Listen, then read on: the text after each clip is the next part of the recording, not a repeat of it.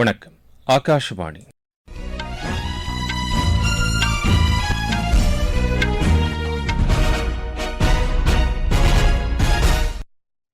செய்திகள் வாசிப்பவர் கோபாலகிருஷ்ணன்.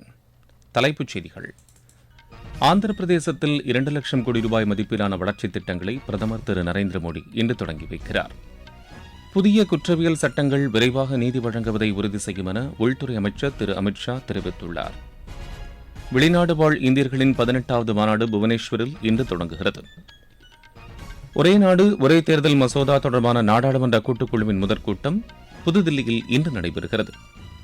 நியூயார்க்கில் நடைபெற்று வரும் சர்வதேச டென்னிஸ் போட்டியில் இந்தியாவின் ருஷில் கோஷ்லா, ருமேனியாவின் எரிக் டேவிட் வேர்டஸ் இணை காலிறுதிக்கு முன்னேறியுள்ளது. இனி விரிவான செய்திகள். பிரதமர் திரு நரேந்திர மோடி ஆந்திர பிரதேசத்தில் சுமார் 2 லட்சம் கோடி ரூபாய் மதிப்பிலான வளர்ச்சித் திட்டங்களை தொடங்கி வைத்து புதிய திட்டங்களுக்கு அடிக்கல் நாட்டுகிறார். இன்று ஆந்திர மாநிலம் செல்லும் பிரதமர் புடிமட்கடா என்கின்ற பகுதியில் NTPC பசுமை எரிசக்தி நிறுவனத்தின் பசுமை ஹைட்ரஜன் வளாகத்திற்கு அடிக்கல் நாட்டுகிறார். 1,85,000 கோடி ரூபாய் முதலீட்டிலான இத்திட்டத்தின் மூலம் 20 ஜிகாவாட் புதுப்பிக்கத்தக்க எரிசக்தியும் நாள் ஒன்றுக்கு 1,500 டன் பசுமை ஹைட்ரஜனும் உற்பத்தி செய்யப்படுவதோடு 7,500 டன் பசுமை மெத்தனால், பசுமை யூரியா மற்றும் விமான எரிபொருள் உள்ளிட்ட உபபொருட்களும் உற்பத்தி செய்யப்படும் என தெரிவிக்கப்பட்டுள்ளது. அத்துடன் விசாகப்பட்டினத்தில் தெற்கு கடற்கரை ரயில்வே தலைமையகத்தை திறந்து வைக்கும் பிரதமர் சுமார் 19,500 கோடி ரூபாய் மதிப்பிலான ரயில்வே மற்றும் சாலை மேம்பாட்டு திட்டங்களுக்கும் அடிக்கல் நாட்ட உள்ளார். நாளை ஒடிஷா செல்லும் பிரதமர் புவனேஸ்வரில் 18வது வெளிநாடு வாழ் இந்தியர் மாநாட்டை முறைப்படி தொடங்கி வைக்கிறார். 18வது வெளிநாடு வாழ் இந்தியர்களின் 3 நாள் மாநாடு ஒடிஷா மாநிலம் புவனேஸ்வரில் இன்று தொடங்குகிறது. 50 நாடுகளில் வசிக்கும் இந்திய வம்சாவளியினர் இம்மாநாட்டில் பங்கேற்க உள்ளனர். மாநாட்டின் முதல் நாளான இன்று வெளிநாடு வாழ் இளைஞர் தினமாக கொண்டாடப்படுகிறது. ஒடிஷா மாநில அரசும் மத்திய இளைஞர் நலன் மற்றும் விளையாட்டுத்துறையும் இணைந்து இந்நிகழ்ச்சிக்கு ஏற்பாடு செய்துள்ளன. மாநாட்டின் நிறைவு நாளான நாளை மறுதினம் நடைபெறும் நிகழ்ச்சியில் குடியரசுத் தலைவர் திருமதி திரௌபதி முர்மு பங்கேற்று பிரவாசி பாரதிய சம்மான் விருதுகளை வழங்கவுள்ளார். டிரினிடாட் மற்றும் டொபாகோ அதிபர் திருமதி கிறிஸ்டினா கார்லா காங்லூ சிறப்பு விருந்தினராக பங்கேற்கிறார். இந்த மாநாடு வளர்ச்சியடைந்த இந்தியாவுக்கு வெளிநாடு வாழ் இந்தியர்களின் பங்களிப்பு என்ற கருப்பொருளில் நடத்தப்படுகிறது. இந்தியாவும் ஐரோப்பிய யூனியனும் தங்களிடையேயான நீடித்த ஒத்துழைப்பை வலுப்படுத்த பாடுபட்டு வருவதாக பிரதமர் திரு நரேந்திர மோடி கூறியுள்ளார். ஐரோப்பிய யூனியன் தலைவர் திரு ஆண்டனியோ கோஸ்டாவுடன் நேற்று அவர் தொலைபேசியில் தொடர்பு கொண்டு பேசினார். இதுகுறித்து பிரதமர் வெளியிட்டுள்ள சமூக வலைதள பதிவில் இந்தியாவும் ஐரோப்பிய யூனியனும் இயற்கையிலேயே நட்புடன் திகழ்வதாக குறிப்பிட்டுள்ளார். தொழில்நுட்பம், பசுமை எரிசக்தி, டிஜிட்டல் தளம், வர்த்தகம் மற்றும் முதலீடு உள்ளிட்ட துறைகளில் ஒத்துழைப்பை வலுப்படுத்த இருதரப்பும் உறுதிபூண்டுள்ளதாகவும் திரு நரேந்திர மோடி தெரிவித்துள்ளார்.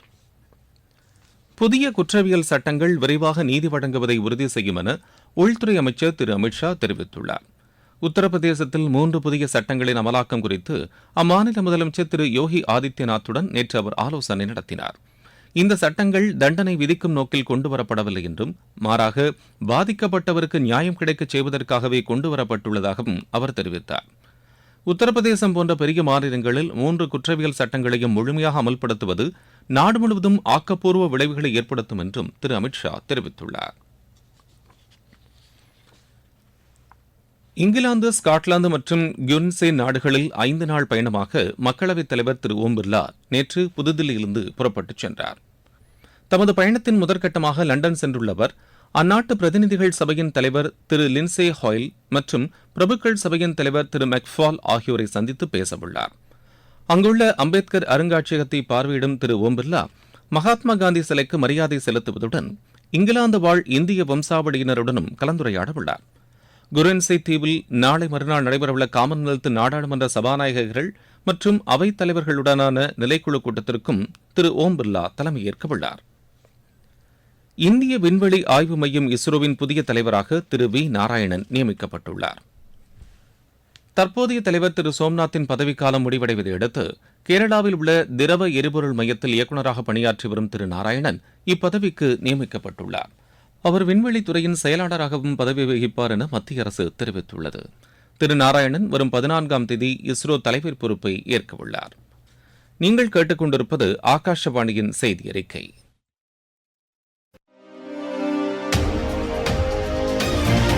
மூன்றாம் முறை மோடி அரசின் முதல் 100 நாள் சாதனைகள். மத்திய அரசு பணியிடங்களில் 15,000 பேர் நியமனம். மருத்துவ படிப்புகளுக்கு புதிதாக 75,000 இடங்கள் உருவாக்கம். 1 கோடி இளையோர் 500 நிறுவனங்களில் தொழில் பழகுனர் பயிற்சி பெற வாய்ப்பு. 28,600 கோடி ரூபாய் முதலீட்டில் 12 தொழில் திட்டங்களுக்கு ஒப்புதல். கூடுதல் வேலைவாய்ப்புகளை உருவாக்கும் வகையில் முதலீட்டிற்கான செலவினங்கள் 11,11,000 கோடியாக அதிகரிப்பு. அறிவியல் தொழில்நுட்பம் மற்றும் புதிய கண்டுபிடிப்புகளை ஊக்கப்படுத்துவதற்கென 10,600 கோடி ரூபாய் மதிப்பிலான திட்டம். 50,000 கோடி ரூபாய் செலவில் தேசிய ஆராய்ச்சி நிதியம். வளர்ச்சியடைந்த இந்தியாவிற்கான பயணத்தில் மோடி அரசு. தொடரும் மக்கள் நலத் திட்டங்கள். ஒரே நாடு ஒரே தேர்தல் மசோதா தொடர்பான நாடாளுமன்ற கூட்டுக்குழுவின் முதற் கூட்டம் புதுதில்லியில் இன்று நடைபெறுகிறது. கடந்த நாடாளுமன்ற கூட்டத்தொடரில் தாக்கல் செய்யப்பட்ட இந்த மசோதா நாடாளுமன்ற கூட்டுக்குழு ஆய்வுக்கு அனுப்பப்பட்ட நிலையில் இன்று அக்குழு ஆலோசனை நடத்தவுள்ளது.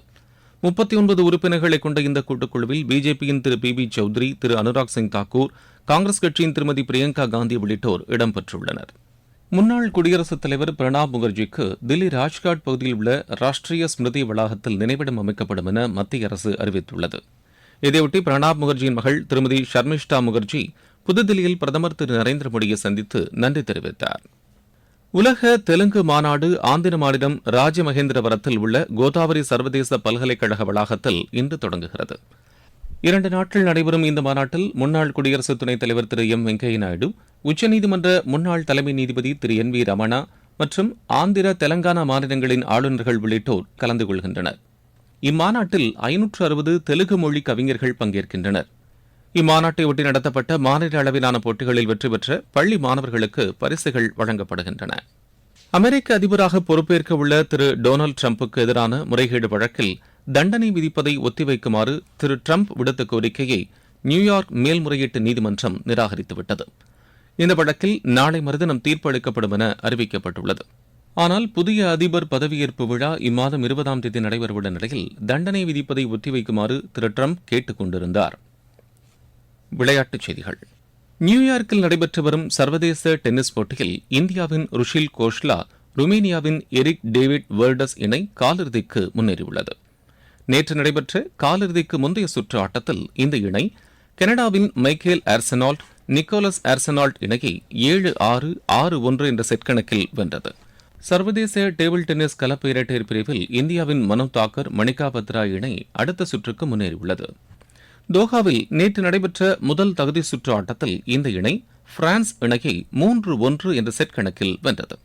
இன்று நடைபெறும் 2வது சுற்று ஆட்டத்தில் இந்த இணை சீன இணையை எதிர்கொள்கிறது. மகளிர் ஒற்றையர் பிரிவில் இந்தியாவின் தியா சிட்டாலி ஐகா முகர்ஜியை 3-0 என்ற செட் கணக்கில் வென்றார்.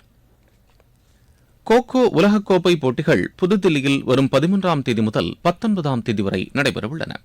இந்த போட்டியின் ஏ பிரிவு ஆட்டத்தில் இந்தியா, இலங்கை, அமெரிக்கா, பிரேசில், நேபாளம் உள்ளிட்ட 20 ஆடவர் அணிகளும் 19 மகளிர் அணிகளும் பங்கேற்க உள்ளன. ஹாக்கி இந்தியா லீக் போட்டியில் நேற்று நடைபெற்ற ஆட்டத்தில் கலிங்கா அணி 6-0 என்ற கோல் கணக்கில் பெங்கால் அணியை வென்றது. இன்று நடைபெறவுள்ள ஆட்டங்களில் கோனாசிக்கா அணி தமிழ்நாடு அணியையும், உத்தரப்பிரதேச அணி ஹைதராபாத் அணியையும் எதிர்கொள்கின்றன. ISL கால்பந்து போட்டியில் இன்று நடைபெறவுள்ள ஆட்டத்தில் கோவா அணி ஹைதராபாத் அணியை எதிர்கொள்கிறது. கோவாவில் இப்போட்டி இரவு மணி 7:30க்கு தொடங்குகிறது. மீண்டும் தலைப்புச் செய்திகள். ஆந்திர பிரதேசத்தில் 2 லட்சம் கோடி ரூபாய் மதிப்பிலான வளர்ச்சித் திட்டங்களை பிரதமர் திரு நரேந்திர மோடி இன்று தொடங்கி வைக்கிறார். புதிய குற்றவியல் சட்டங்கள் விரைவாக நீதி வழங்குவதை உறுதி செய்யும் என உள்துறை அமைச்சர் திரு அமித்ஷா தெரிவித்துள்ளார். வெளிநாடு வாழ் இந்தியர்களின் 18வது மாநாடு புவனேஸ்வரில் இன்று தொடங்குகிறது. ஒரே நாடு ஒரே தேர்தல் மசோதா தொடர்பான நாடாளுமன்ற கூட்டுக்குழுவின் முதற்கூட்டம் புதுதில்லியில் இன்று நடைபெறுகிறது. நியூயார்க்கில் நடைபெற்று வரும் சர்வதேச டென்னிஸ் போட்டியில் இந்தியாவின் ருஷில் கோஷ்லா, ருமேனியாவின் எரிக் டேவிட் வேர்டஸ் இணை காலிறுதிக்கு முன்னேறியுள்ளது. இத்துடன் இந்த செய்தி அறிக்கை நிறைவு பெறுகிறது.